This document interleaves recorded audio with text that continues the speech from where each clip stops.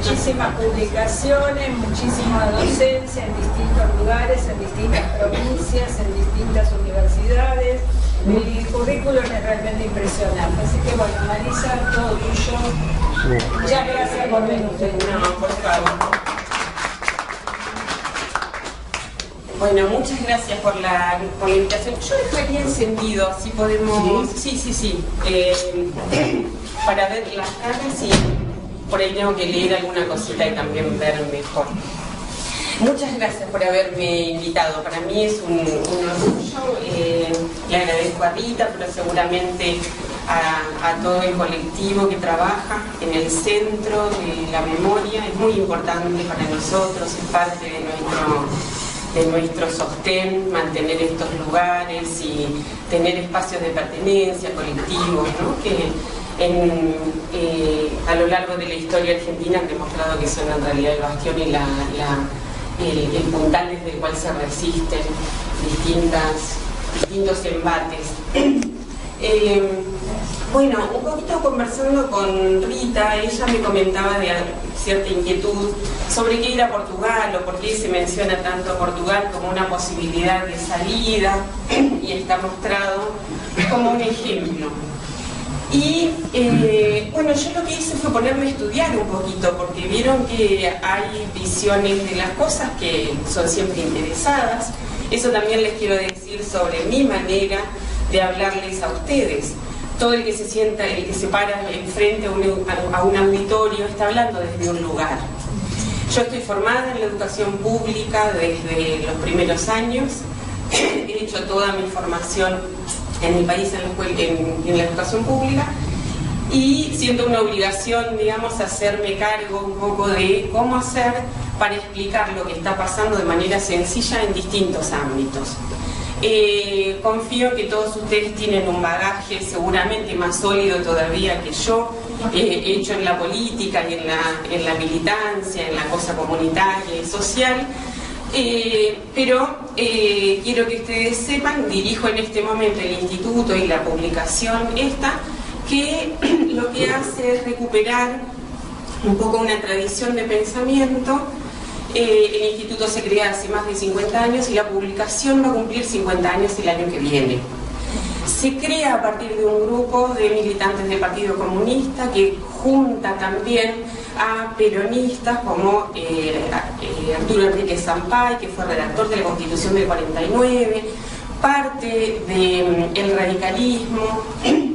Bueno, en los años 60 hay un grupo que lo que decide es generar información para aquellos para los cuales los grandes medios no brindaban información, ¿no? Esa información para las pequeñas empresas, los profesionales, la gente inquieta, digamos, y preocupada por la realidad y que no encuentran los grandes medios de comunicación. Siguiendo ese mismo axioma, digamos, hoy tenemos una función porque los grandes medios siguen sin hablarnos a nosotros. Y bueno, el instituto ha tratado siempre de mirar críticamente lo que va pasando. Se muestra en la revista publica la producción de los investigadores de nuestro país, tienen preferencia quienes se han formado en nuestras universidades para publicar ahí. Y sirve un poquito como una pequeña biblioteca de cada, digamos, por grandes temas, fundamentalmente económicos, pero también abiertos, para ir siguiendo los pasos de lo que sería la patria nuestra, digamos, la patria independiente, soberana, democrática y demás. Así que bueno, cuando me planteaban esto de que es Portugal, claro, nos resulta muy tentador buscar recetas afuera. Yo no soy partidaria de ir a mirar afuera cómo tenemos que hacer nosotros para salir, porque nosotros sabemos qué es lo que hay que hacer para salir. El tema es si hay la fuerza social suficiente para encarar esas soluciones, que serían cambiar completamente. Si la fuerza no es tanto y emprendemos reformas que nos permitan gestionar las herencias, o si seguimos en el mismo camino. Pero nosotros tenemos el menú de opciones ajustado a nuestra sociedad, porque ninguna sociedad es idéntica a otra, por tanto ninguna receta puede aplicarse. Ahora, ¿qué es lo que hace Portugal que a nosotros se nos es mostrado como un ejemplo a seguir? Y hay algunas lecciones que podrían tomarse, pero son muy generales y que pueden estar en casi todos los programas exitosos de gobierno, que tienen que ver con haber hecho una alianza de partidos políticos para gobernar más o menos establemente, generar una serie de acuerdos generales tremendamente básicos. Los vamos a ver ahora punteaditos para que ustedes lo vean. Y diría muy poco más. Ahora, ¿cuál es el problema de asumir a Portugal como un ejemplo? Que es un país totalmente distinto al nuestro. Y ahí es donde se cae el ejemplo como contraste. Ustedes recordarán, si hacen, no yéndose muy atrás, digamos, sino hay años en los que a nosotros nos dicen, no, porque el modelo es Brasil, la burguesía brasileña, no sé qué, no sé cuánto, hasta que Brasil se hunde y empiezan a no decir nada. Ni por qué dejaron el ejemplo, ni por qué ya no les gusta más, simplemente desaparece. En otro momento, ahora todo el eje pacífico, aparece Chile a veces como ejemplo, que algunos nos ponen los pelos de punta, otros ponen Colombia, Perú. Digo, son cosas un poco extrañas y se hace así rápido. En general lo hacen en estudios de televisión, tranquilos ahí, sin ninguna interpelación ni pregunta de qué estás proponiendo, qué estás diciendo. Entonces, lo primero que a mí me gustaría repasar muy rápido con ustedes es un poquito qué es lo que nos diferencia. Hay que mirar estos hitos de la historia portuguesa como cambios que siguen modificaciones en el capitalismo a nivel global. No hay nada tampoco tan raro. Van a ver que lo que se muestra desde el 74 para acá, que es la revolución de los claveles, todos habremos escuchado nombrar, más allá de que sepamos bien qué es lo que pasa y qué es lo que no, son los últimos intentos de continuar, digamos, con la edad de oro del capitalismo, pero que se muere ahí y que va a tener una cantidad de debates al interior de los países que en Europa se va a procesar de manera tal que ya no haya mucha diferencia entre la derecha y la izquierda, porque los dos van a gobernar en el mismo sentido. La clave para pensarnos a nosotros es que yo les diría que los sectores poderosos están yendo a fondo en la disputa por convertir el peronismo en algo más o menos igual a cualquier partido de derecha. Esa es la cuestión. Y esa es la cuestión por la cual se puso tanto dinero en quebrar el peronismo en el país. Lo voy a dejar acá, vamos a mirar un poquito y después retomamos, porque supongo que todos ustedes, igual que yo, nos gusta más hablar de nosotros que de Portugal, pero vamos a pasar un poquito por el ejemplo. Ahí está la idea, la seguidilla. La revolución de los claveles, que pone fin a la etapa previa, inicia lo que sería el proceso revolucionario en curso, que era la descolonización, una cosa de modernización del país, una reforma. En el 75 se finaliza lo que sería la etapa de la revolución de los claveles y empieza lo que llama la transición al socialismo, y realmente hay una serie de modificaciones que hace que el Estado portugués tenga una parte importante de los resortes de la economía en las manos y por tanto sea un gobierno con un capitalismo de Estado bastante desarrollado. En el 75 triunfa el Partido Socialista, pero tiene que abandonar el gobierno porque no puede ni avanzar con las reformas y comienza a ver, por la frustración de la no respuesta, una cantidad de reacciones en su contra. En el 76 se aprueba la nueva Constitución que dice no, vamos a un sistema parlamentario semipresidencial. Esto es que hay un presidente y un primer ministro, entonces hay más posibilidades de juego en la construcción del gobierno, que era lo que se dificulta desde ahí hasta acá. Aquí más o menos se estabiliza el sistema político, pero sigue en el camino de una revolución ordenada, digamos. Se propone socializar los medios de producción, la riqueza, y triunfa el Partido Socialista, que había caído acá, pero si se fijan, 74, 75, son todas, digamos, relevamientos que, digamos, no llega a tener el carácter de golpe de Estado, pero no consigue estabilizarse el poder al frente del Estado portugués.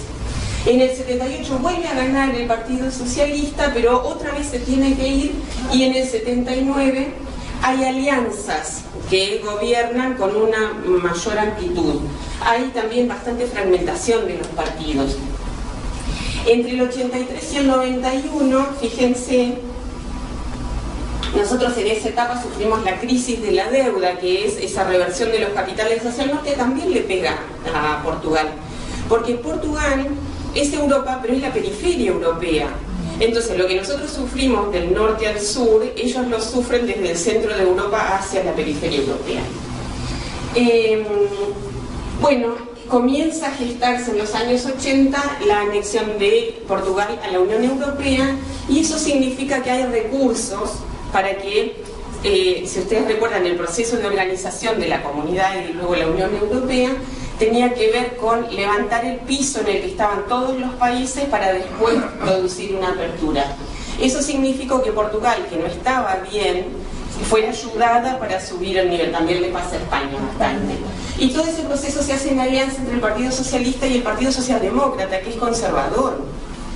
Ahí es donde se licúa prácticamente la diferencia entre lo que era el Partido Socialista histórico, que deja de ser tan socialista para pasar a ser más bien un partido socialdemócrata al estilo del centro de Europa. Entre el 91 y el 95, fíjense ustedes que hay crisis económica, con gobierno conservador, crisis económica y problemas de corrupción. Es el principio del menemismo en Argentina.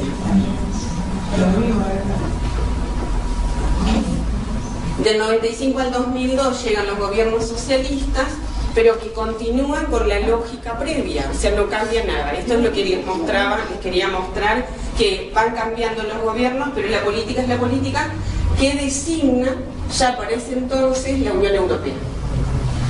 Y en el 2002 pierde la moneda, porque ya la incorporación es completa. El escudo, que era la moneda portuguesa, desaparece y rige el euro.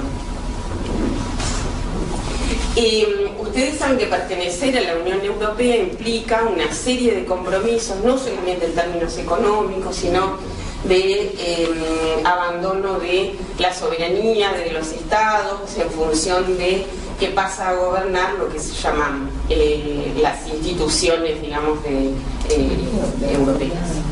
El Parlamento, el Banco Central, una cantidad de instituciones tienen predominancia, y los estados ajustan su legislación a las prerrogativas de esas instancias, ¿no?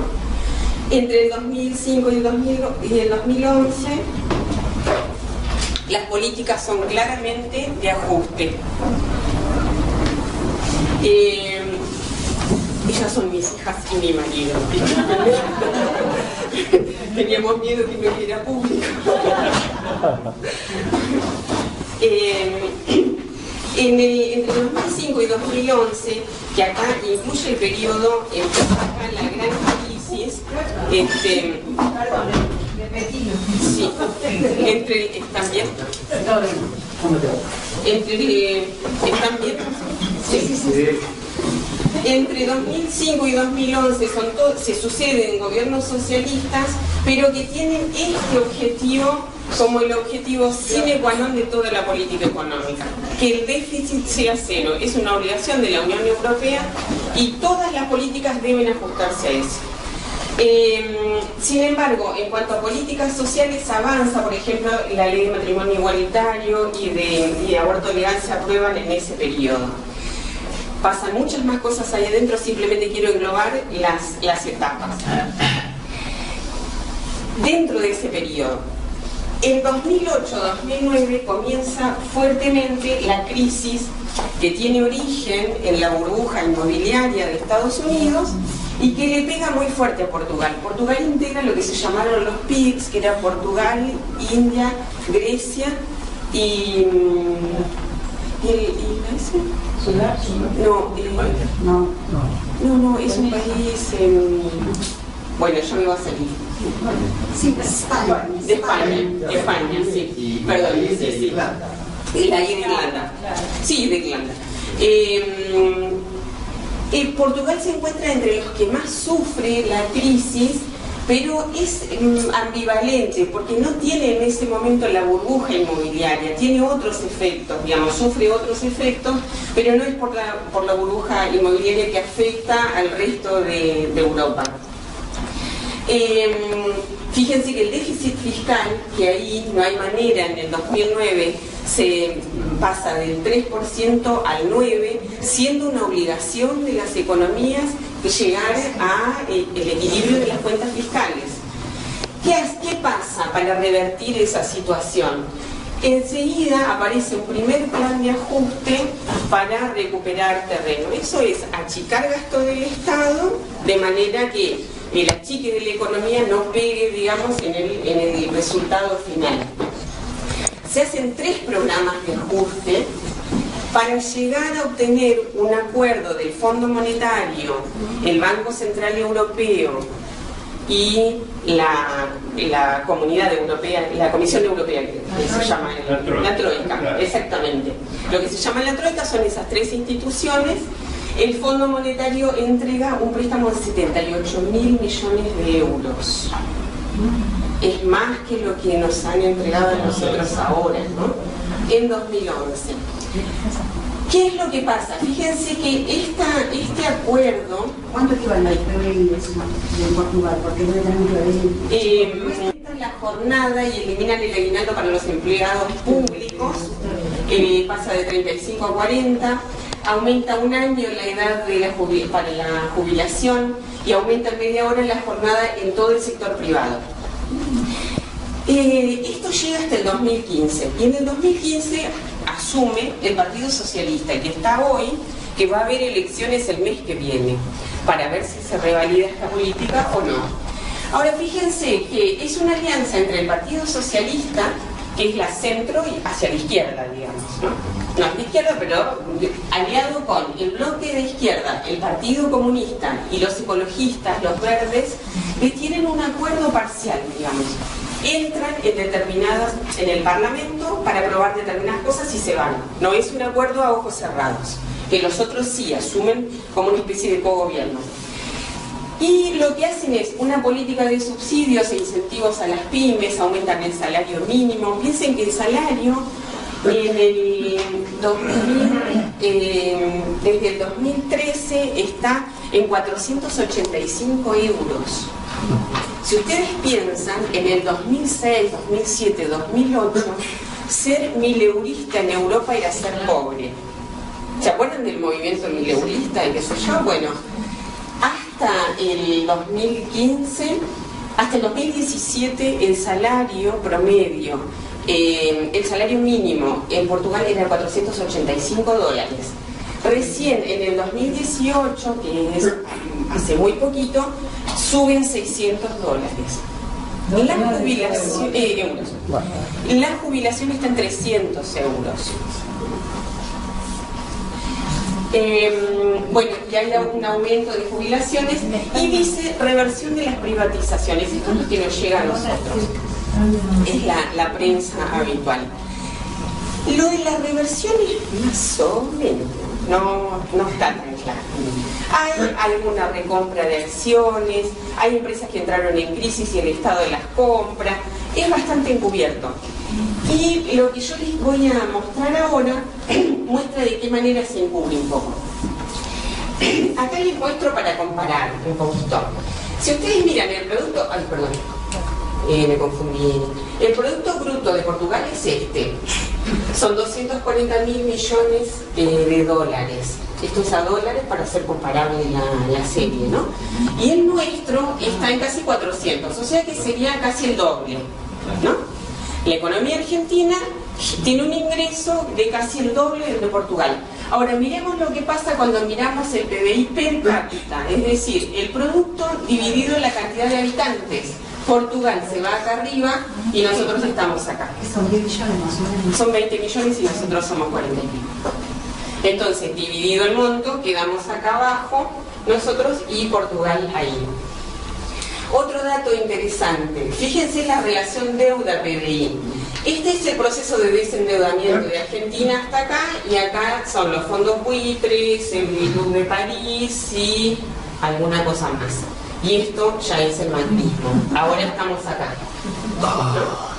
Portugal, desde el 2005, sin algunas cosas, tenía una relación Producto PBI del 60% en el 2007, pasa, este es el periodo del préstamo, y no consigue, con el repago de bonos que tiene, bajar el nivel de deuda más que al 90%, más que 10 puntos.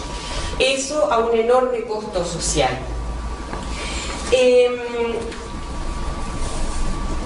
Cosas para tener en cuenta. ¿Qué cosas oculta el modelo portugués? Que era lo que yo me puse a mirar viendo un poquito estas cosas.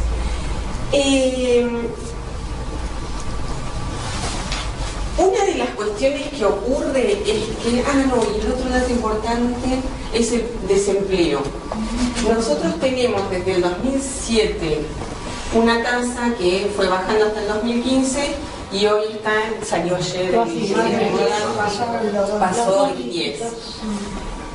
Fíjense que Portugal llegó al 16% de desempleo abierto, digamos. Igualmente, perdón, sí, es mucho más alto el desempleo acá en la Argentina. Bueno, sí. Ahí, ¿por qué lo decimos? Porque hay un problema de registro. Y de empleo informal, claro, de muy baja calidad. Bueno, pero eso ahí está. Llega al 16, y miren esta bajada, piensen que acá es donde empieza esta política que decíamos del Partido Socialista con la izquierda, y cae muchísimo. ¿Saben qué es lo que dicen? Que buena parte de la creación de ese empleo, el 50% de los puestos que se crean, sí, son precarios, mal pagos, y se utilizan formas de contratación que no están validadas por la ley. Por ejemplo, hace muy poquito hubo una enorme movilización que afectó a los puertos, porque los estibadores fueron quitados del convenio y para poder conseguir que trabajen el doble de horas sin pagárselas, lo que hacen es tomarlos a la mañana, despedirlos a las 3 de la tarde y tomarlos de vuelta, y la jornada es de 16 horas. Y después hay en empleos que son estables y a lo largo de todo el año, contratos al estilo del turismo, que el turismo es temporario, secuencial y que tiene un régimen propio. Se aplicó ese régimen a una cantidad de sectores. Y el agravante es que en los jóvenes la informalidad y los bajos salarios llegan al 65% del empleo joven. Hay otro problema que es que, me parece que no lo puse acá, la cantidad de gente que se va de Portugal. En el año 90, ustedes se acuerdan que acá había crisis, que decíamos la corrupción y toda esta historia. Esta es una etapa que es más o menos razonable, digamos, y acá empiezan otra vez los problemas. Acá se revirtió en teoría, y sin embargo se siguen yendo más de 2 millones de personas de Portugal. Quiere decir que no hay empleo para todos los ciudadanos. El otro problema serio del que casi no se habla es que el crecimiento económico de Portugal, ese aumento del producto que veíamos, se focaliza en muy poquitos sectores. Uno de ellos es el sector de la vivienda, pero es vivienda de lujo o para la especulación o para el turismo, que hace inalcanzable el precio de la vivienda para las familias de Portugal. Lo otro es que Portugal tenía un régimen de arrendamiento, de alquiler de las viviendas que venía desde hace 70 años. Ese sistema fue modificado y no se revirtieron los cambios con el gobierno bueno, digamos, y entonces hoy está liberalizado el precio del alquiler. Con la presión del turismo, vayan al país 40 millones de personas circulen por periodo, no me acuerdo de qué año es el dato, por eso.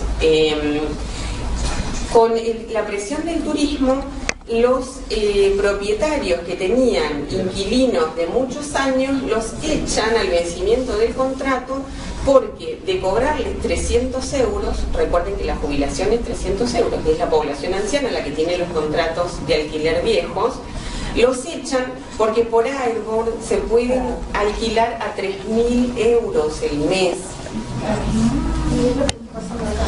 Entonces, hay desalojos masivos de todo el casco histórico y de los barrios circundantes de la ciudad de Lisboa, y hay emprendimientos inmobiliarios gigantescos que han ocupado prácticamente el centro de la ciudad, haciendo refacciones, grandes emprendimientos, hoteles de lujo, casinos y viviendas al estilo Puerto Madero, que están en realidad funcionando como refugio del dinero que está circulando, pero que no está pensando en la vivienda social, la vivienda para las familias. Este es un problema. Hay un movimiento contra los desahucios, se llama, varios colectivos, digamos, y cada uno con su impronta, que está tratando de luchar contra esta política, y hasta ahora no ha podido. Sí hay un compromiso, porque como en octubre son las elecciones, hay un compromiso de un plan de viviendas bastante digamos, con muchos recursos, y que tiene metas que serían muy significativas en caso de cumplirlas. Quiero puntualizar después. La otra cuestión es el deterioro de la biodiversidad y el medio ambiente que producen muy poquitas actividades en la costa, digamos, del país hacia el mar, como son las papeleras. Hay una gran empresa que explica además el 30% de las exportaciones del país, es impresionante, y que lo que hace es producir papel a base de eucaliptus, con lo cual prácticamente toda la zona agrícola de todo el territorio está siendo ocupado con plantaciones de eucaliptos. Otra cosa es que se deterioró una serie de capacidades del Estado, y el control de incendios no lo está realizando el Estado. Hace 2 años hubo un incendio que se inició a 50 kilómetros de Lisboa y barrió prácticamente las poblaciones que había hasta una de las grandes ciudades que tuvo capacidad de repeler los incendios. Murieron 66 personas. No estaba el sistema de comunicaciones, no se cortaron las carreteras, no había posibilidades de actuar contra los incendios. Y el tema es que en las zonas rurales, a pueblos de 2.000 habitantes o menos, plantar eucaliptus en el propio jardín es el recurso que tienen jubilados, gente que está, porque se queda la gente grande en esos pueblos, para poder tener un ingreso extra en algún momento. Esto es algo que ha llamado la atención, y no parece ser una inquietud, digamos, del gobierno ir contra este hecho. Hay problemas también para responder a la necesidad de educación pública. La gran emigración de las familias jóvenes tiene que ver con la imposibilidad de responder a necesidades elementales como educación, salud, y bueno, el problema de la vivienda es tremendo. Ahora, ¿qué es lo que se hace para ir en contra de este problema? Dar una serie de facilidades fiscales para que compren vivienda los emigrados de Portugal, para que vuelvan. Con eso se trata de atraer el dinero para inversiones, pero eso funciona como una presión mayor todavía sobre las viviendas existentes, porque el que viene puede pagar un alquiler tal vez de 3.000 euros, y entonces la persona que está pagando un alquiler más modesto es expulsada sistemáticamente. La otra cuestión que se hace es atraer a los residentes no habituales, se llaman, de Europa. Piensan en el jubilado alemán, que le gusta vivir sobre el mar, con un clima muy agradable y todo. También pasa lo mismo, acentúa los problemas que tiene la población portuguesa para resolver sus condiciones de vida, porque le están ofreciendo facilidades a personas que van a venir a invertir. Eso tiene como destino, por un lado, atraer al europeo, pero también rusos y chinos. ¿Saben ustedes? La economía china, creciendo como está, busca lugares donde ve beneficios, claramente va a ir. Esto va a generar problemas de choques, digamos, culturales en algún momento que no se están atendiendo. Yo no sé si ustedes me quieren preguntar algo sobre toda esta cuestión. Con respecto al vínculo con el Fondo Monetario. Bueno, con el Fondo Monetario, que yo no sé si lo traje, no diagramé eso, pero desde que el crédito se tomó, se fueron pagando los intereses, pero ustedes vieron que la relación producto-PBI no baja. Lo que está ocurriendo es que la parte que baja son bonos recomprados por el propio Banco Central Europeo. Nosotros no tenemos, salvo el Fondo Monetario, un prestamista amigo en última instancia, todos enemigos, digamos. A ellos, claro, ellos necesitan tener un cierto ordenamiento del territorio y de las distintas naciones que integran la Unión Europea, más todavía visto el Brexit, que puede ser una reacción desesperada de países que están ahogados. Entonces lo que ha ocurrido es que el propio Banco Central ha recomprado bonos que vuelve a inyectar en la economía. Por eso el esfuerzo de pago no redunda en una disminución significativa. Dos, no se cuestionó prácticamente ni las condiciones de la renegociación, simplemente porque eso está en la carta ya orgánica de la Unión Europea. Si se toma un préstamo se va a pagar y lo paga el sudor de los portugueses. Sí. No, porque, a ver, yo vi el programa que hizo Berkovich sobre Portugal, que estuvo ahí.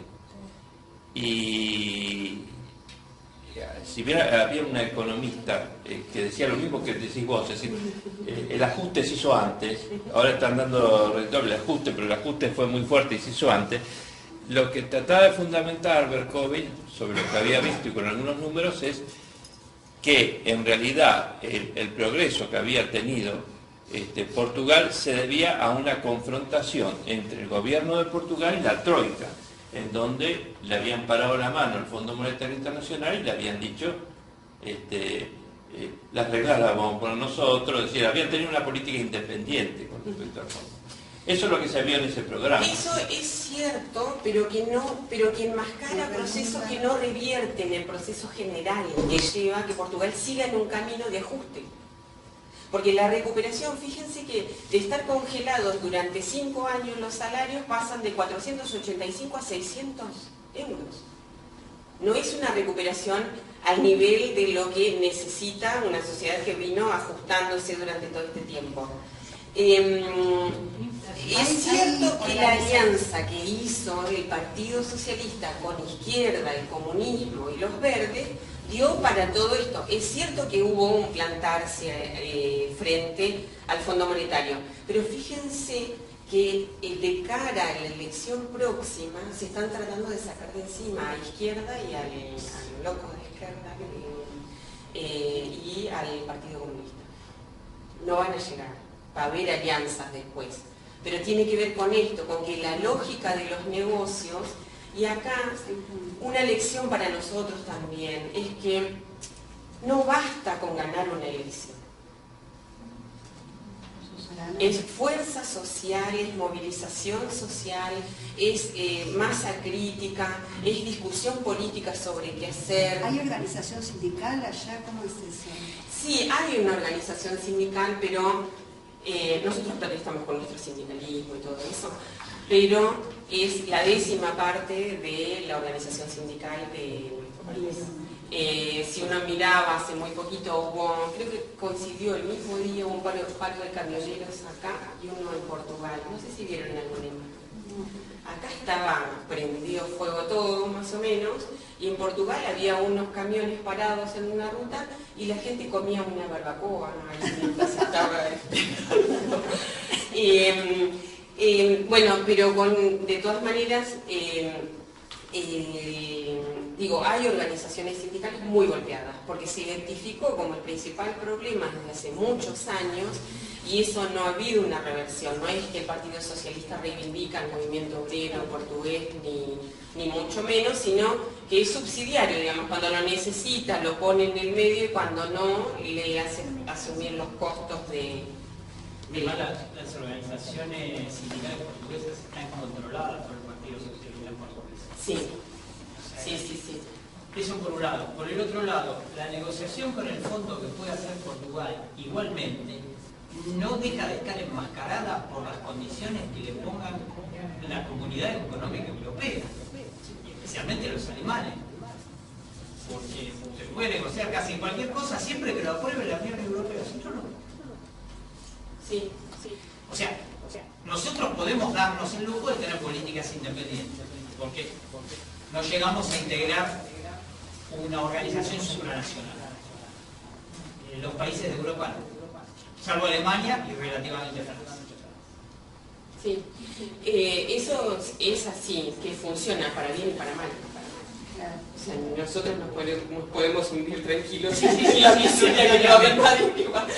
Ahí hay una preocupación, digamos, cada vez que un país se empieza a rezagar, porque ni siquiera llegando al rezago, digamos, digamos, hay muchas lecturas para muchas cosas. Yo lo puse a revisar un poquito para venir y conversar con ustedes y que pensemos a ver en qué medida esto puede ser un reflejo, digamos, de lo que puede hacer nuestro país. Yo creo que la negociación con el Fondo Monetario desde nuestro fin del mundo tiene que ser una negociación en términos económicos, políticos, geopolíticos, diplomáticos, de toda la ciencia puesta a pensar cómo se hace eso. Aquí hay juristas, hay gente que sabe muy bien que hay muchas posibilidades para hacer muchas cosas. Ahora, si queda en manos de economistas, la discusión es cuánto hay que pagar, porque es pay por Q siempre.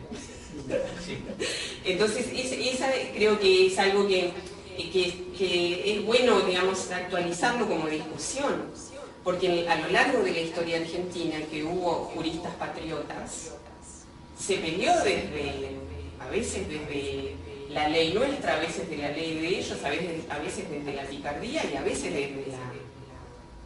por izquierda. Pero bueno, eso es ponerse a pensar a ver cómo se hace. Hay recursos. Yo creo que si la elección en Argentina sale como nosotros pensamos, puede sostenerse, y en Brasil es liberado Lula, va a ir cambiando un poco también la cuestión regional, que es lo que apuntala o abandona, digamos, las posibilidades de discutir ese tipo de temas. Ahora, ¿está perdido si uno entra entregado a la negociación? Me parece que eso es lo que no hizo... Está perdida la discusión si nosotros vamos entregados ahí, pero hay mucho para discutir. Cuando Néstor Kirchner llega, ninguno de nosotros imaginamos que iba a pasar lo que pasó en los años que seguían. Pero ese atrevimiento político y llamar a los muchachos eso está en duda, digamos. Hay veces que parece que sí. Yo creo que Alberto Fernández modificó bastante su discurso desde las primeras apariciones siendo candidato, y eso es que va viendo cómo está el patio, digamos. Dos, es muy distinto ganar por 3 puntos a ganar por 20. Lo que se puede plantear, lo que se puede discutir, lo que se puede hacer es totalmente distinto en un caso o en otro. Entonces, miremos Portugal, hace un tiempito nos hablaban de Irlanda. Sí, y así seguimos sacando cosas de la galera.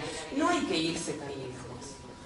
Hay toda una biblioteca que son de buenos historiadores, de buenos economistas, de buenos juristas, y algunos están acá. Salvador María Lozada, cuando él hace el juicio a la SWIFT, y le dice, ustedes la SWIFT acá en Estados Unidos, donde sea. ¿Por qué voy a jugar con cartas distintas? Y se gana ese juicio y no se le paga. En un momento donde nadie le discutía a la SWIFT, era lo que En Portugal el problema de los puertos está determinado por dos grandes empresas que son las que generan prácticamente todo el movimiento portuario de ahí. Una es Volkswagen, que está sobre uno de los puertos, entonces cada vez que el sindicalismo para ese puerto, ahí sí hay se gana algo. Bueno, no es una casualidad que se gane algo cuando se para el puerto de la Volkswagen. El problema es que hay una cantidad de sectores sociales que ni siquiera son visibilizados. Y la prensa no nos muestra eso. Es más, yo les puedo asegurar que si ustedes toman diarios económicos, y no tanto, de toda Europa, lo que le muestran a los europeos es que Macri hizo todo perfecto. Lástima que la Argentina es peronista. Sí. Ahora, yo fui porque me castigo malísimamente, fui hace muy poquito a la UCA, a un auditorio donde estaba Bernardo Cosacoff. Es un economista del bronce de esa facultad donde no hay nadie que piense nada que salga del esquema cuadradito de la economía convencional, ortodoxa. Él dice, hubo muchos errores y hay muchas cosas que este gobierno debe replantearse, pero lo que le tienen que agradecer es que deja una macro ordenada. La macro ordenada. La macroeconomía ordenada. Sí, porque si uno mira los datos sin deuda y sin fuga, le da en serio que en el 2017 es malo, el 18 y el 19 hay una liñita que pasa del 0 en 2 milímetros. Eso es una macroordenada para él. Cuando uno le dice, pero sumale el déficit financiero y la curva se va para abajo, pero para ellos no, porque esa es la foto, y entonces después, y para el neoliberalismo siempre después va a venir la buena. Eso es una trampa del razonamiento. Si yo tengo una política que es virtuosa, en el minuto 1 tengo la virtuosidad al 1, y así incrementalmente, si no, pero lo que promete el neoliberalismo es el sacrificio de algunos. Mientras otros disfrutan la fiesta y nos pasan la cuenta en dólares a nosotros y en euros a los portugueses. Y eso es así en prácticamente todas las economías periféricas. Y el centro mira, instalado en la reposera, qué mal que lo pasan los otros, cuando son los principales extractores de riqueza de prácticamente todo el mundo. Trump lo único que tiene que hacer para que sus cuentas mejoren es subir un poquito la tasa de interés. Eso es una aspiradora de fondos que salen del resto de todos los países que son más vulnerables, porque no tenemos los dólares para equilibrar las cuentas, y funciona como aspiradora que todo va a parar a la bolsa de Nueva York. Y eso es una decisión que toma un día a la mañana.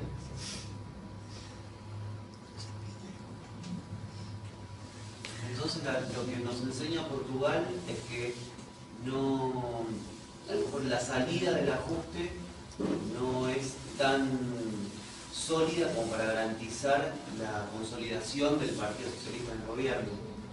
Yo me quedo con que para poder ir saliendo, aunque sea gradualmente, es necesaria una gran alianza política con las bases sociales puestas a eso. Ahora, creo que hay que ser transparente, que tiene que haber una propuesta clara de cara a la ciudadanía para que eso resista en el tiempo y que sea un proceso a profundizar y no un paréntesis. Porque en octubre le van a decir si se acabó el tiempo del paréntesis o si se va a seguir. No parece ser un proceso a profundizarse y comienza a ralentarse el crecimiento, porque parecía que era que ahí es cuando nos venden el ejemplo. Cuando a Brasil le iba bien, todos, miren Brasil, miren Brasil, miren Brasil. Cuando se pincha, miren Portugal, y bueno, vamos a mirar Portugal. Hay que ver qué es lo que pasa. Ahora, ustedes se habrán dado cuenta que no hay ninguna receta mágica. Que cada sociedad tiene su estructura, su economía, sus actores económicos, sociales, sus partidos, sus sindicatos, y las soluciones salen de ellos. A mí no me sirve que me digan que Suecia es bárbara, porque no me importa, que es una idiotez, para decirlo muy rápido, porque no tenemos prácticamente nada. El ejemplo, bueno, incluso Portugal en las posibilidades de recuperación. Portugal se incentiva un poco la demanda y controla algunas cuestiones, tiene todo el mercado, depende en un 60% de lo que le exporta a España. que lo tira así de la medianera y le llega a España. Nosotros estamos en el fin del mundo. Para que las naranjas lleguen a algún país que no tiene naranjas hay que pasar el Atlántico. Digo, por decir cualquier cosa, los costos de flete, de logística, de una industria naval que prácticamente desaparece, de ferrocarriles que no existen, todo eso es lo que va sumando. Ahora no hay que ser un cráneo para ver que vos tenés que tener un plan de desarrollo, de infraestructura, vial, ferroviaria, naval, aérea, y una industria razonable. Y ahí es posible que haya trabajo para los 20 millones de argentinos que necesitamos estar trabajando, descontando a los niños y los viejos que deben descansar y hacer otra cosa de su vida. Me parece que no hay que salir a buscar los ejemplos esos que resuelven la vida, porque nos enredan discusiones a las que siempre le falta un factor y que es deliberado que le falta. Porque no nos cuentan que mientras tanto hay una cantidad de gente que no tiene una vivienda donde vivir. Eso no va a aparecer en la tapa de ningún diario. Entonces, no hay lecturas simplistas. Tampoco Portugal tiene la solución de todos los problemas, los estamos viendo, y es probable que tenga que redefinir ahora de cara a la elección. Y entonces nuestro país no es demasiado distinto de cualquier país que debe resolver sus propios conflictos. Y aquella cosa tan negativa que hay sobre el conflicto en nuestro país es lo que hace a la vitalidad de la sociedad argentina. Es gracias al conflicto que nosotros no estamos peor de lo que estamos. Eso hay que tenerlo muy claro. Porque no es una cuestión menor, yo diría que es central. Y es central también para las opciones a futuro. Y es también importante la lectura que hacemos del problema, porque de ahí sale la solución. Si nosotros le ponemos todo el problema a un actor social, a un sector, se descargan las responsabilidades de otro, y la sociedad es integral, digamos, más allá de los conflictos que tiene y de que uno puede mirar en un sentido o en otro, pero no se puede atender un solo factor despreciando o subestimando los demás, de la misma manera que no se puede pensar una solución para el capital que no piense en los trabajadores ni en los intereses. Y hay que pensar que el capital en este momento no tiene patria. Es un capitalismo mundial que tiene una lógica mundial, y los actores que están radicados aquí tienen una lógica también subsidiaria de cómo se va moviendo ese capitalismo. Ahí es donde hay que incidir. Y creo que el momento es para aprovechar la brecha que abre esta disputa entre Estados Unidos y China, pero no para dejar de depender de Estados Unidos y pasar a depender de China, sino para ver, bueno, podría ser hora, estamos mayorcitos para decidir de qué manera nosotros encontramos una inserción en el mundo a nuestra escala, porque se desprecia prácticamente todas las ramas industriales diciendo no hay escala para hacer eso, pero comparado con China. Pero ¿y entonces qué?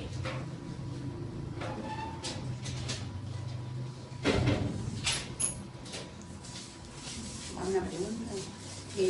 Nos tiraste abajo un poco el modelo portugués, con muy buenos fundamentos, te lo agradecemos, pero yo digo, si miramos el modelo argentino a partir de 2003, ¿qué coincidencias y diferencias? ¿Ese es un modelo que sirve, mirar? Bueno, ahí hay digamos, la discusión que fue central, fue mirar el problema de la deuda como uno de los problemas muy importantes que impactaba sobre prácticamente todo, y el pago al Fondo Monetario fue una forma de quitarse. También lo hace Portugal. Yo diría, Portugal está mucho más mirándonos a nosotros desde hace unos años que nosotros a ellos.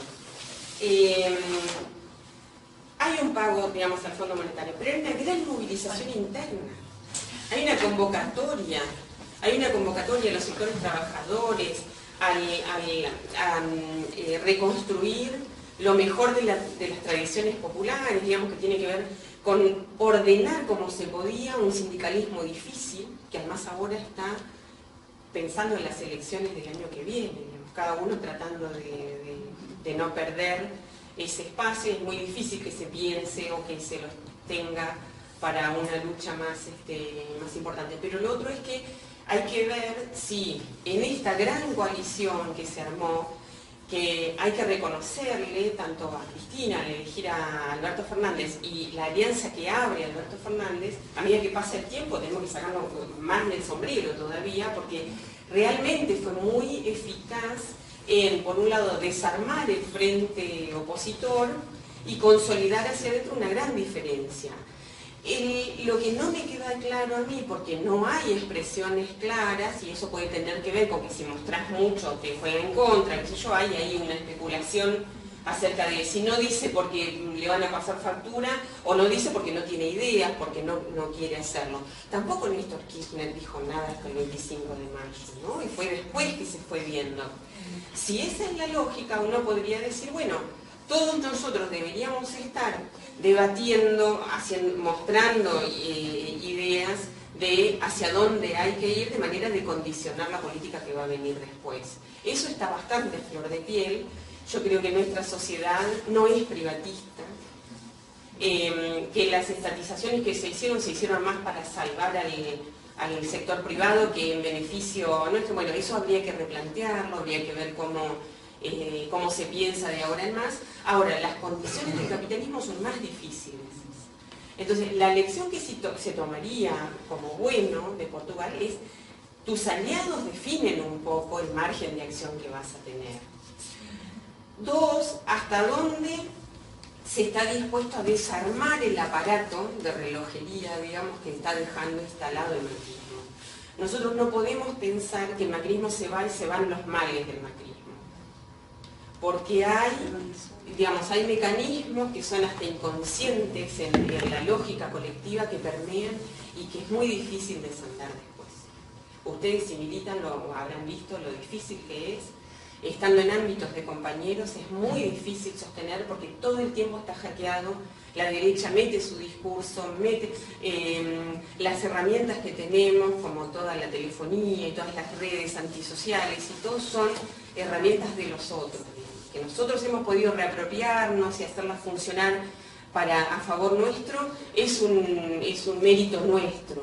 Pero esa, digamos, lógica el biopoder, digamos, que en Brasil arrasó con el sistema político brasileño. Eso también tiene que ver con las características diferenciales que tiene la sociedad argentina, que es que el gran nivel de educación, la universalidad de la educación durante muchísimos años no permite que la sociedad sea llevada automáticamente hacia ningún camino, digamos. Todos nosotros interpelamos todo el tiempo.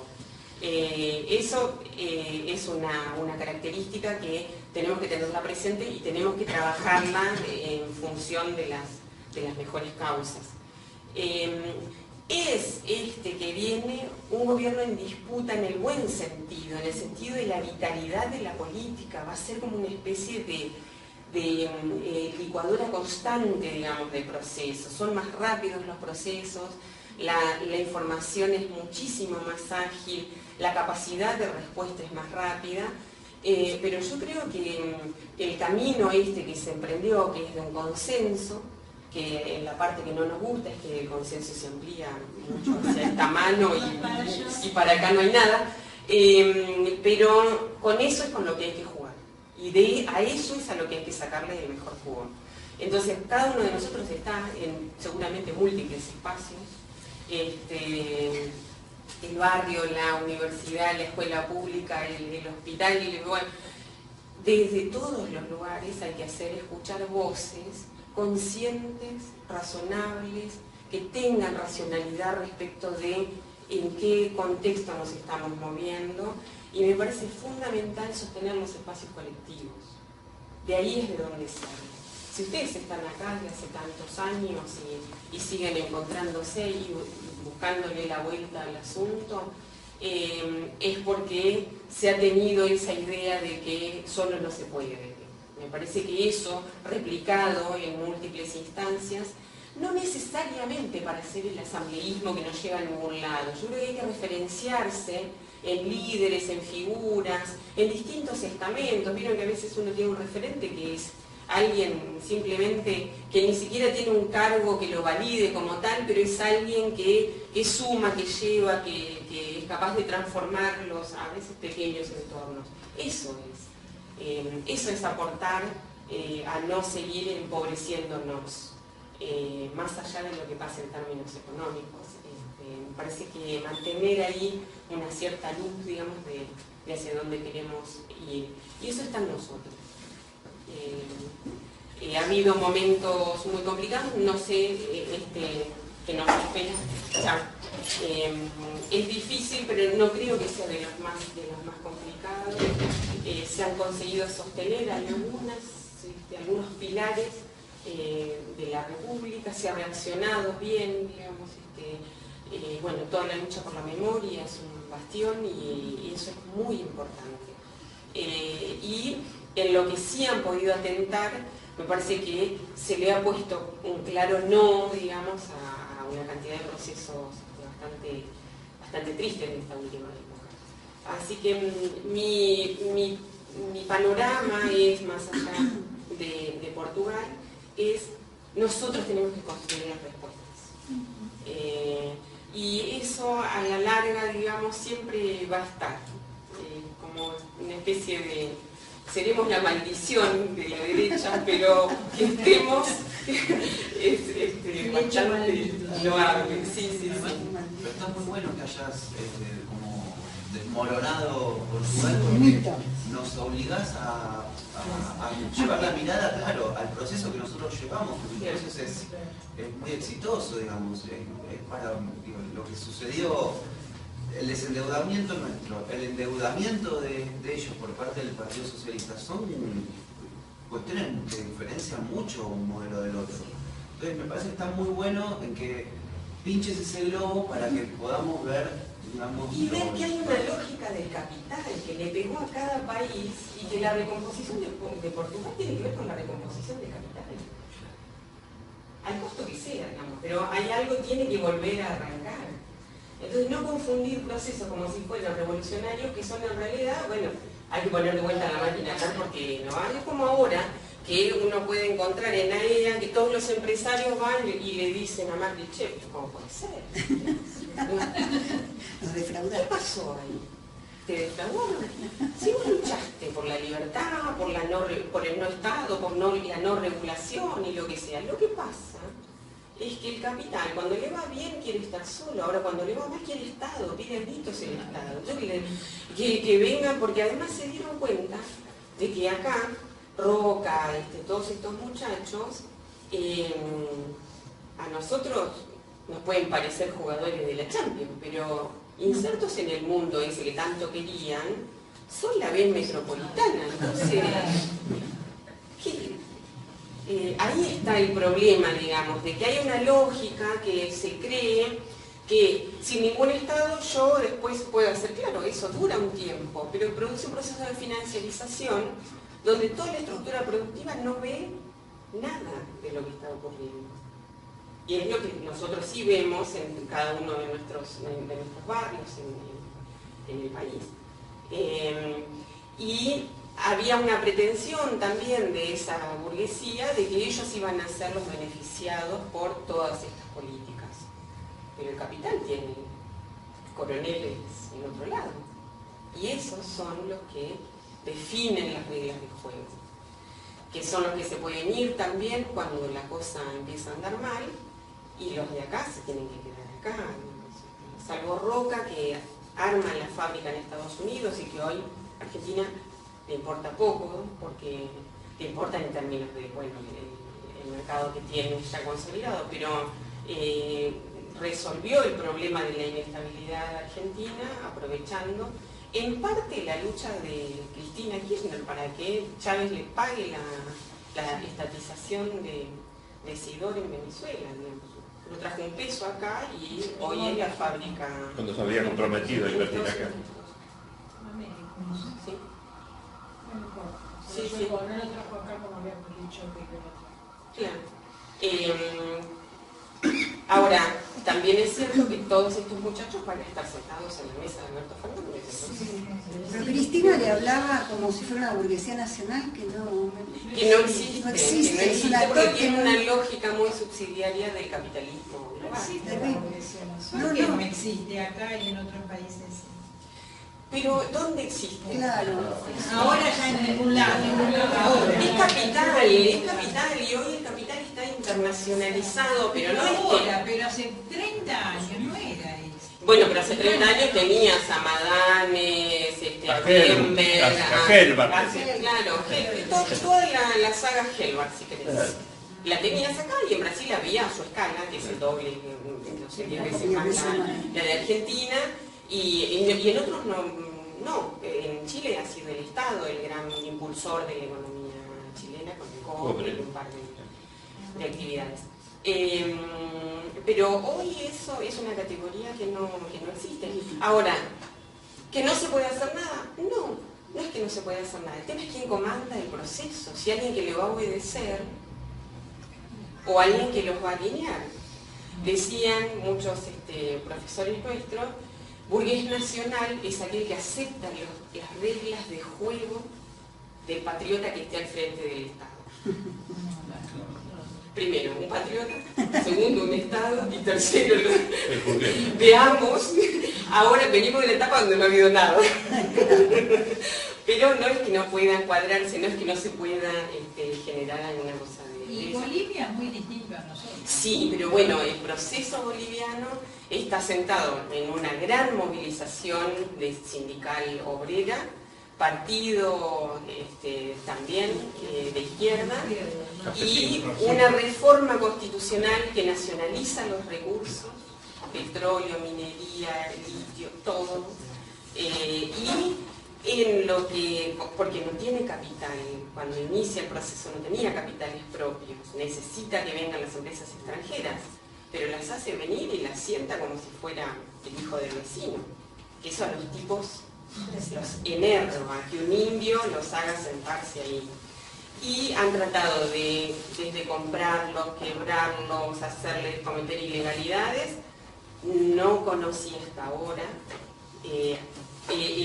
Ahora la semana esta que el lunes estuvo el ministro de Economía de Bolivia acá, pero también yo conozco de primera mano a Echazú, que es el de minería, y un par de referentes más de sectores muy concretos de la explotación del litio. Echazú está ahí y cuentan que las negociaciones los invitan a ir a Europa porque supuestamente ahí es más fácil comprarlo. Claro. Y los tipos sacan la Constitución y le piden que la lean. En la Constitución está dicho y han tenido que cuadrarse porque no ha sido posible comprarlos.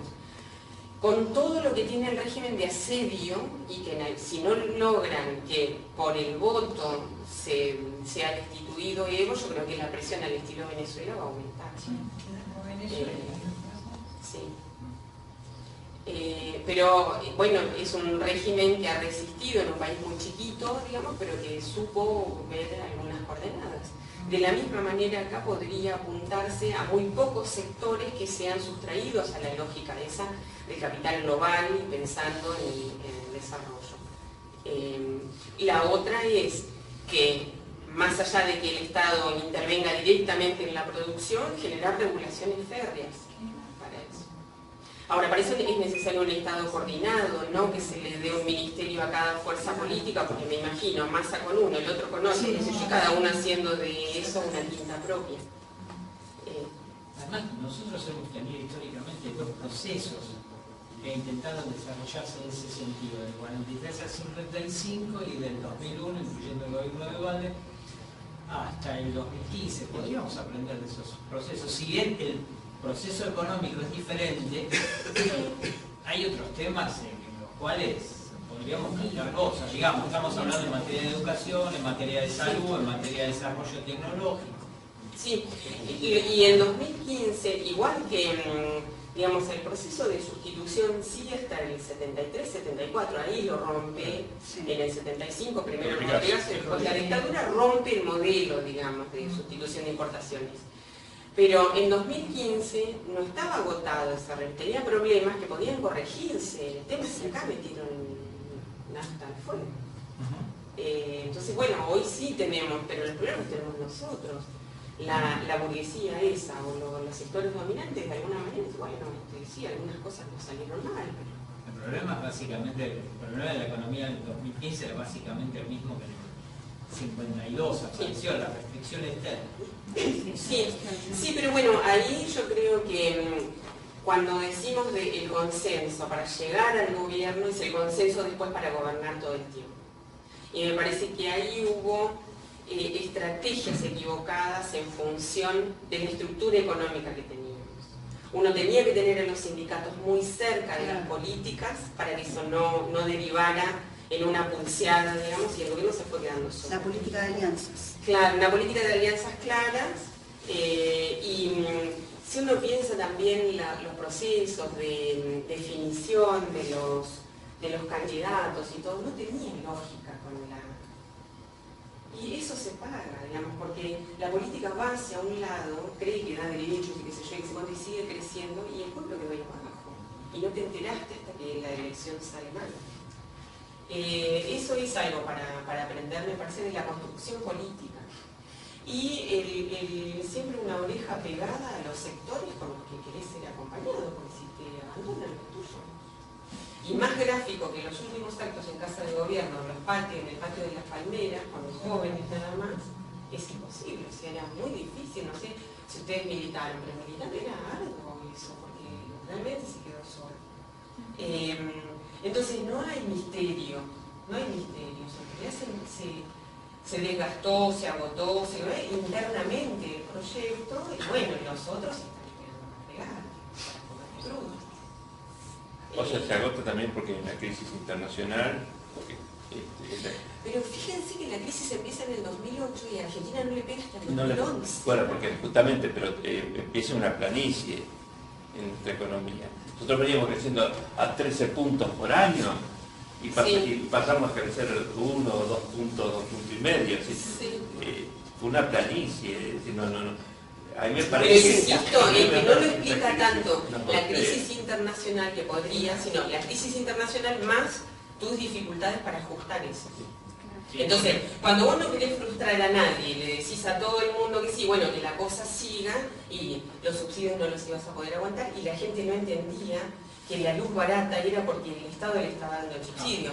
Entonces, el empresario seguía peleando por un subsidio cuando ya no daba, y la gente se enojaba porque le cortaban la luz, porque no sé qué, no sé cuánto. Ahí hay una cosa que hay que poder, en caso de hacer política de distribución, tiene que ser a través del empleo. Porque la distribución secundaria es difícil después de contabilizar.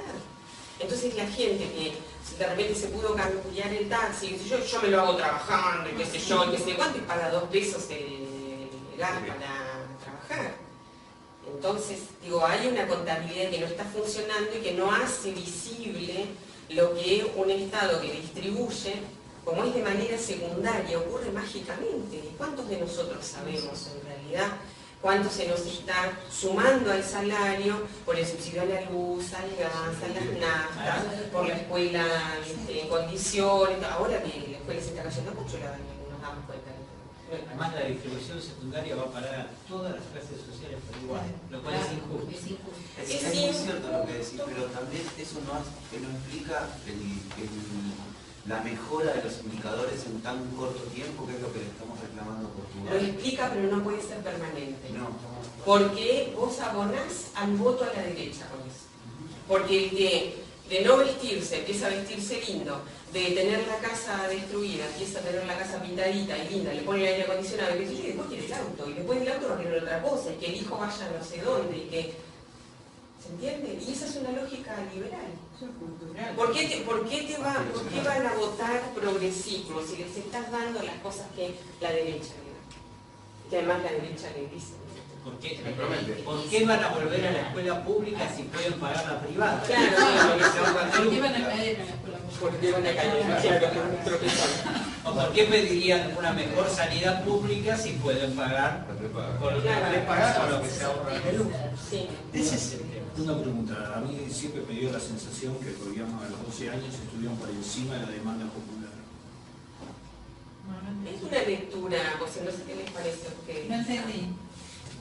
Que la demanda del pueblo estaba por debajo a la propuesta que planteó el gobierno de Néstor y Cristina. O sea, En algunas En facetas, algunos sectores en muy otras no. específicos, en cuanto a derechos sociales estoy de acuerdo con vos, en otras cosas no. Claro, exactamente. Pero lo que sí No se sobre... preocupó de cloacas el gobierno, por ejemplo. Si bien no hizo todo lo que podía hacer. Bueno, pero ahí hay una decisión Tampoco lo hizo este gobierno, sobre ¿no? cómo... Sobre cómo se utilizan los recursos. Hay una decisión sobre cómo se utilizan los recursos. La distribución secundaria, yo firmo un decreto donde dice que la asignación universal es para todos y que después se va a aumentar y funciona. La cloaca me lleva un programa de años de planificación de la infraestructura, pues no es solamente la cloaca. Ahí hay decisiones, por eso es que digo, antes que el Estado defina las necesidades, están escuchando, porque también ha pasado que se le daba una computadora a un chico que no tenía zapatillas, o que se daba cosas extrañas, digamos. Pero Es lo que le pasó a la reta con la Villa 31. Puso y no escuchó. Claro, claro, le salió Por suerte. Por suerte. Es esto que decimos, de que no funciona la lógica esta, que creen que si dan ciertas cosas se deduce que se vota de determinada manera. Y no. Ahora, es cierto que en parte todos creímos algo que no existía. Los primeros son los periodistas y los platós de televisión que se creyeron el cuento que nos querían vender a nosotros y todos hicimos otra cosa. Y ahí ellos sí, porque si uno le veía las caras los días siguientes, era que se habían creído el cuento. La cara de la lata esa noche y el perdido. Yo digo, vamos a vivir años de la felicidad de ese domingo a la noche, verles las caras a todos. Entonces, digo, por un lado hubo ahí un exceso de interpretación de una realidad de muy poco como si fuera la realidad de todos. Ahora, como es vergonzante decir que no estoy ahí, no soy un platudo, ¿no? Y por otro lado, es vergonzante si voté a Macri decir que lo voté, y es vergonzante decir que voté a Macri y que voy a volver a votar a los otros. Se generó un cono de silencio, lo que en la comunicación se llama el cono de silencio, donde nadie dice nada, pero cada uno apuesta sus fichas y es infernal. Son lecciones para tener en cuenta, digamos, que por más que uno le parezca que la cosa va por un lado, hay cosas que no son visibles así tan fácilmente. Ahora, si uno sabe salir a mirar, por ahí va pescando algo más. De hecho, las consultoras que mejor percibieron fueron las que no utilizaron ninguno de los métodos que se utilizan para medir la opinión pública. Que, digamos, casi todas las consultoras tienen mecanismos definidos según el medio, según el cual levantan la información, que sale masivamente y por muestreo, digamos, donde cae.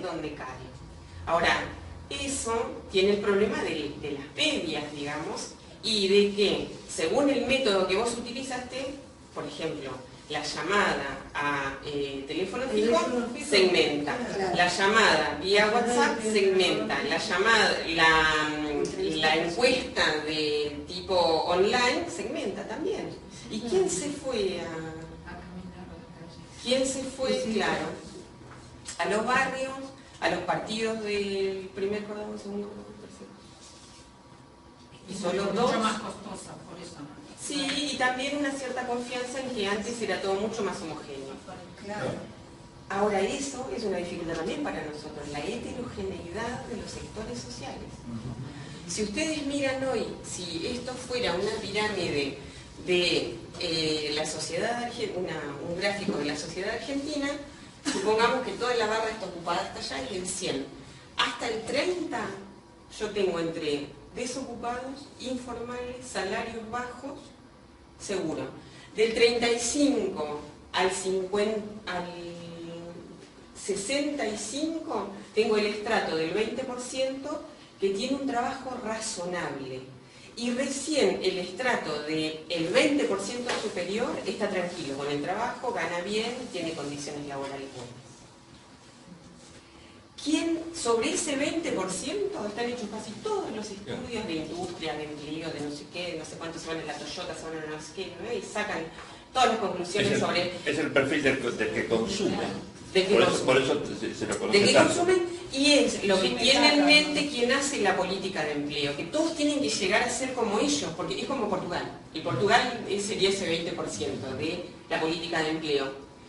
No sirve eso, porque yo en la parte del medio ya tengo tipos que entran y salen, que agarran lo que viene, que a veces tienen una relación de dependencia, pero lo echan muy fácilmente, que después se engancha como puede, pero después todo el 35% es changa, plan social disfrazado de distintas maneras, cuidado, que es lo más dislocado que hay. O sea, así como se tiene, se puede perder sin punto de transición. Y para ellos, ¿qué hay?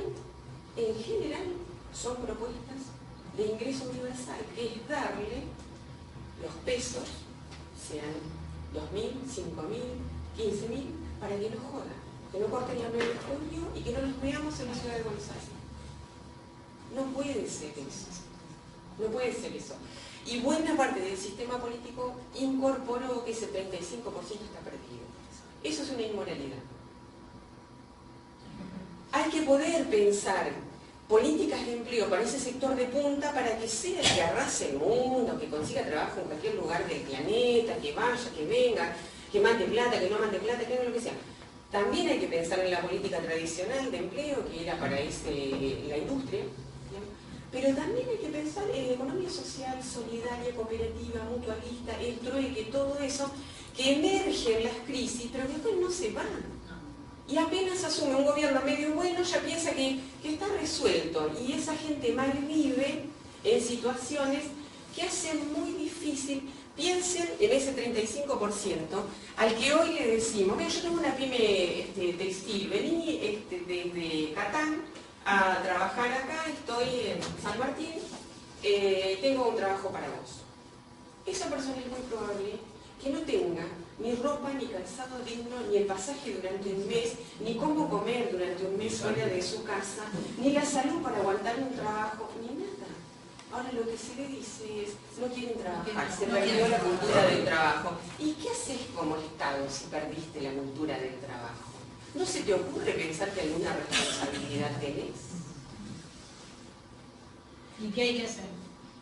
Política segmentada para esos sectores, no penalizarlos. Fíjense que todas las cooperativas de construcción salieron a ofrecer la reconstrucción de las escuelas de la provincia de Buenos Aires que estuvieron clausuradas durante un año. Les dijeron que no, porque hay contratistas del gobierno de la provincia que se llevan una millonada porque van y pintan un poco y se van porque no les importa nada. La comunidad que vive y que manda a su hijo a esa escuela, yo les puedo asegurar que sabe perfectamente cómo arreglar una escuela, dejarla en condiciones y mucho mejor y por mucho menos plata que cualquier contratista que va. Entonces no es tan difícil tampoco. Hay que sustraer del mercado la satisfacción de las necesidades de vivienda, salud y educación de los sectores populares, pero no para dárselos, no para que se los quede el Estado, para que comunitariamente sea resuelto. Y yo les aseguro que en este mismo momento, cuando nosotros estamos hablando acá, es esa gente la que lo está resolviendo en condiciones adversísimas. Lo que hizo Milagro Salas. Sí. Bueno, fue demonizado, bueno, todo. Pero lo está pagando la empresa. Sí. Lo que pasa es que hay un movimiento solo, aislado en Jujuy, en el medio del corazón de la oligarquía. Sí.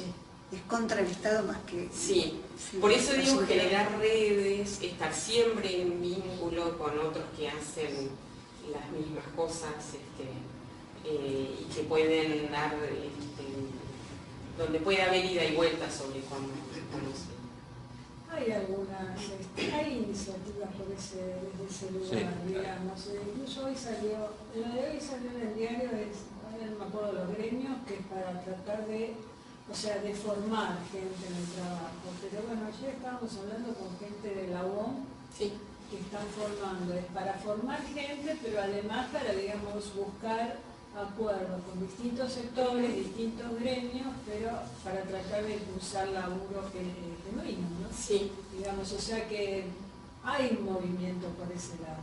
Sí. Bueno, lo que hay que hacer es que esto, digamos, sea apuntalado por más sectores y que tenga una voz más potente, digamos, porque... Sí, a mí me parece que eso se hizo. Es decir, por ejemplo, en toda la provincia de Buenos Aires, acá toda la reconstrucción del Olimpo se hizo con cooperativas, el ESMA había cooperativas, en todo lugar donde pisaba la cooperativa, con muchísimos problemas también, acá lo digo acá, con muchísimos problemas de eficacia de su trabajo, de planificación. Efectivamente.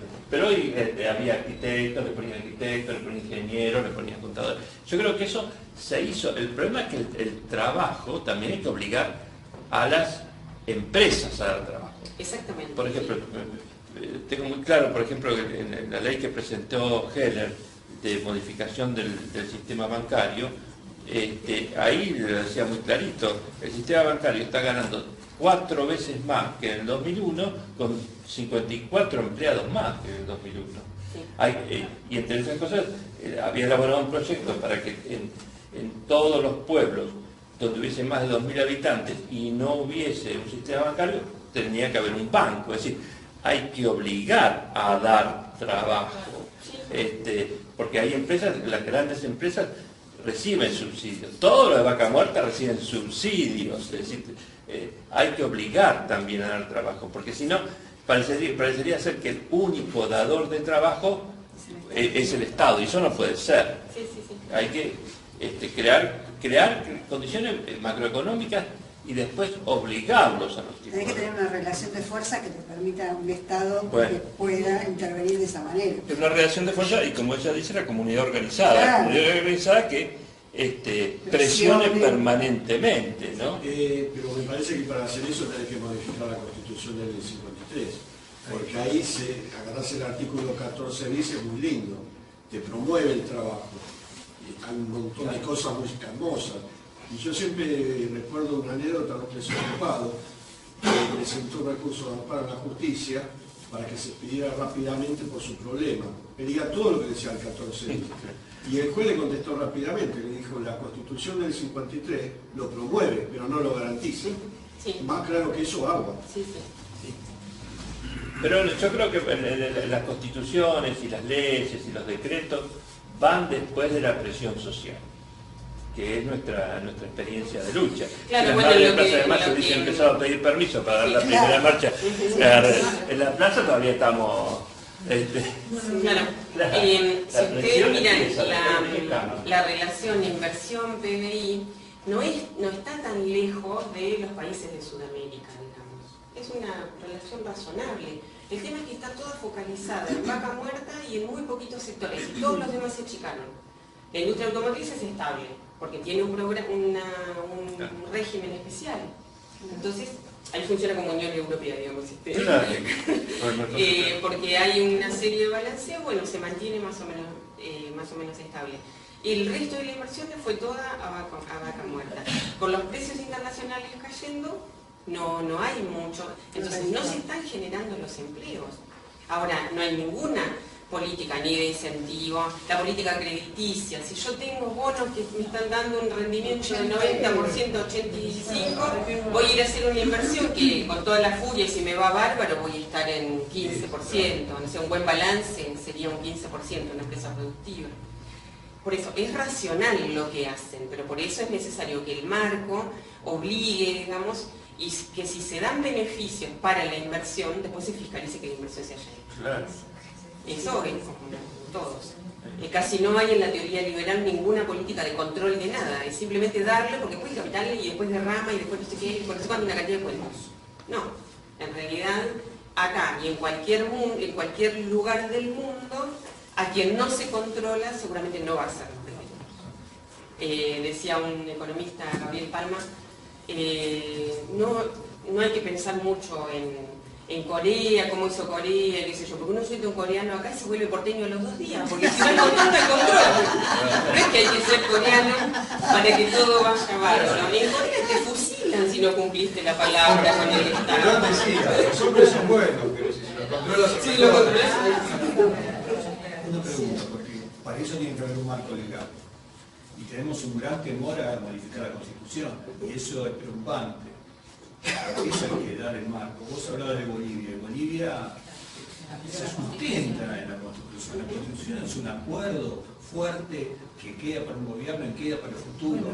Los decretos de necesidad y urgencia son cosas que tienen que desaparecer.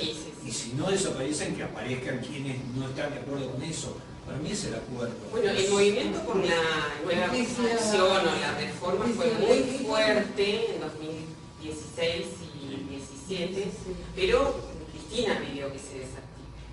Y ahora, con la situación de emergencia social que hay, claramente, creo que más que nada por seguirle, como Cristina dio esa orden y ese movimiento que es bastante vertical, nadie va a decir nada ahora y todo el mundo dice no, las prioridades, no sé qué, no sé cuánto. Yo creo, como usted, que aunque sea, digamos que si socialmente se consensúan, hay posibilidad de estructurar un Estado en torno a las instituciones que prevé la Constitución del 53.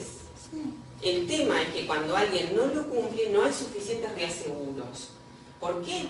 Porque es una Constitución formal, digamos, que dio vuelta el espíritu de la del 49, que decía, existe este derecho, usted tiene esta forma de hacerse de él, y si no, pasa esto. Digamos. Bueno, eso se rompió, y en realidad es una cosa muchísimo más formal, porque es una Constitución de 1853.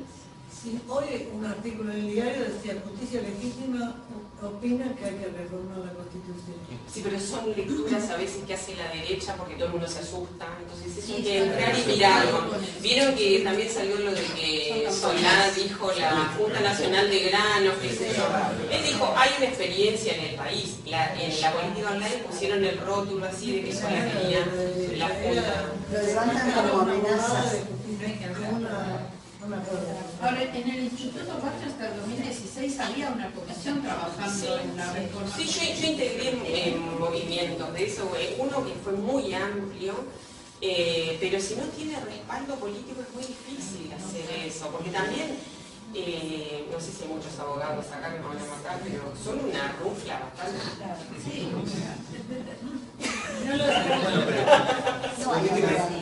Zaffaroni plantea que jugarse en términos futbolísticos es un reglamento donde si el contrario hace un gol con la mano es válido, si vos lo haces vos no. Entonces, claro, bueno, pero Zaffaroni es el mascarón de prueba, más validado que él, más legitimidad, más saber, más todo, y no puede. O sea, le pidieron que... Están trabajando sobre eso, tengo entendido. Sí. Bueno, sí, sigue, pero ahora se habla de contrato social, que es una forma de meter eso, contrato social de responsabilidad ciudadana, no sé qué, pero se distorsionó un poco, pero es porque eso, se bajó el tema de la agenda. Yo creo que hay que ir por eso, pero hay que estar dispuesto a ir a fondo con una